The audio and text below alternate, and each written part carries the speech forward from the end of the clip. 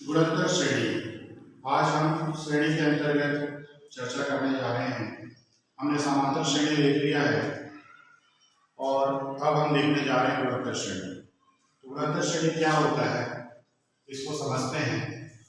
जैसे मैं यहाँ पे एक लिख रहा हूँ 2, 6, 18, 14। इस तरह से मैंने एक संख्या लिख दिया है। पहली संख्या 2 है, दूसरी संख्या 6 है, तीसरी संख्या 18 है और चौथी संख्या 54 है। इस तरह का हमारे पास कोई श्रेणी है तो ये गुणोत्तर श्रेणी किस प्रकार से होगा इसको हम समझते हैं। यहाँ पे देखिए प्रथम पद जो है, प्रथम पद यहाँ पर भी हम इसे a से व्यक्त करते हैं, इसका मान है 2 और यहाँ पे हम अनुपात की बात करते हैं क्योंकि गुणोत्तर श्रेणी वह श्रेणी होती है जिसमें पूर्वज पद, जैसे ये वाला पद है इसके पहले वाले पद को हम पूर्वज पद कहेंगे। तो गुणोत्तर श्रेणी में वह श्रेणी है जिसमें पूर्वज पद में एक निश्चित राशि को गुणा करने पर अगली पद की राशि प्राप्त होती है। तो यहाँ पर अगर हम देखेंगे तो हमारे पास 2 है तो 6 हमको कैसे मिल रहा है, तो इसमें एक निश्चित राशि का गुणा किया गया है। यहाँ पर अगर हम 3 का गुणा करें तो हमको 6 मिल जाता है। फिर अगली राशि हमको मिलेगा तो इस तीसरे स्थान पर निकाल रहा है, मतलब पूर्वज पद क्या हो गया हमारा दूसरा, जिसका मान है 6। तो 6 में हम 3 का गुणा करेंगे तो हमको मिल गया 18।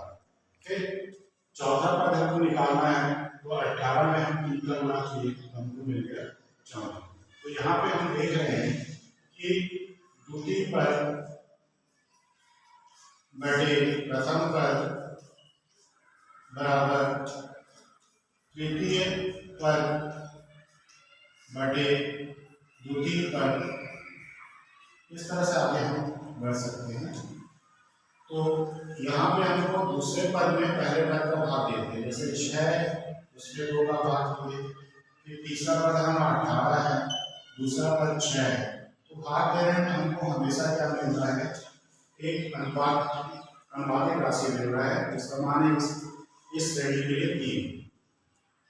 इसे इस तरह से अगर हम भाग देते हैं तो यहाँ पे जो राशि को अनुपातिक राशि मिलता है उसको हम स्मॉल r से व्यक्त करते हैं और इसको सर्वानुपात पढ़ा जाता है, कॉमन रेशियो।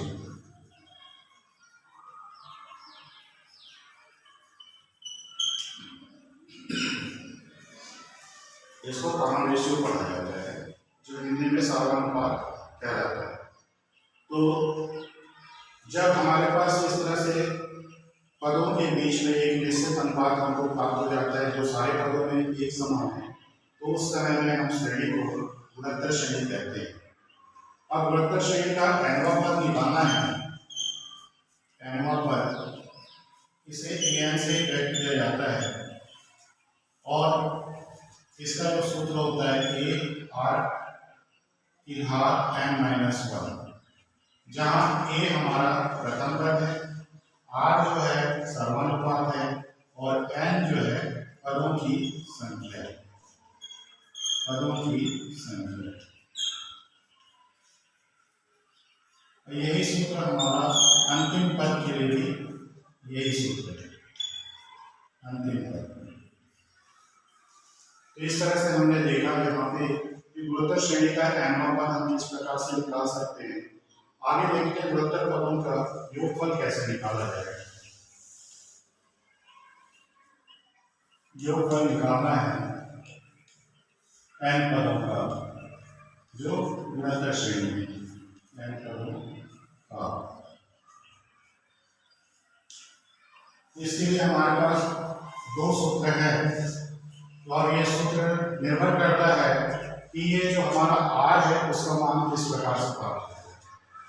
तो r का मान जब 1 से कम होता है उस स्थिति में Sn बराबर 1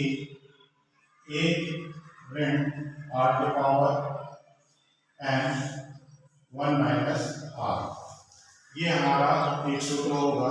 उस स्थिति में जब सर्वानुपात हमारा जो है वो 1 से कम है।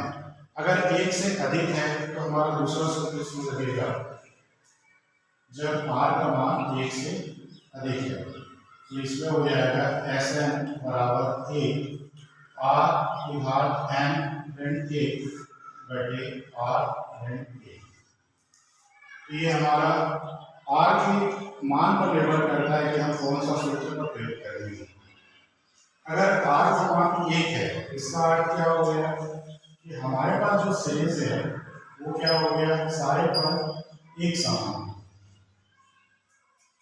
अगर n बार होंगे तो सारे पद क्या होंगे, एक समान हो जाएंगे, क्योंकि उनका अनुपात 1 हो गया है। ये कब होगा, जब r की वैल्यू 1 है। तो उस स्थिति में ये n बार आ रहा है तो इसका योगफल n 1 हो जाएगा। यदि पदों की संख्या, ये तो उस समय है जब हमारे पदों की संख्या निश्चित है, परिमित है या सीमित है, उस स्थिति में। लेकिन यदि पदों की संख्या अनंत हो जाती है, पदों की संख्या अनंत, तो अनंत पदों का योगफल, इसके लिए हमारे पास सूत्र होना चाहिए। अर्थात अपरिमित श्रेणी होगा, गुणोत्तर श्रेणी, उस स्थिति में हमारे पास पदों की जो संख्या होगी अनंत होगी।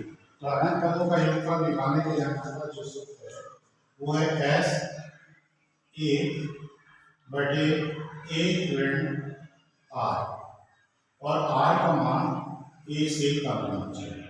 उस स्थिति के लिए हमारे पास ये एक सूत्र है कि S बराबर A बटे 1 ऋण R।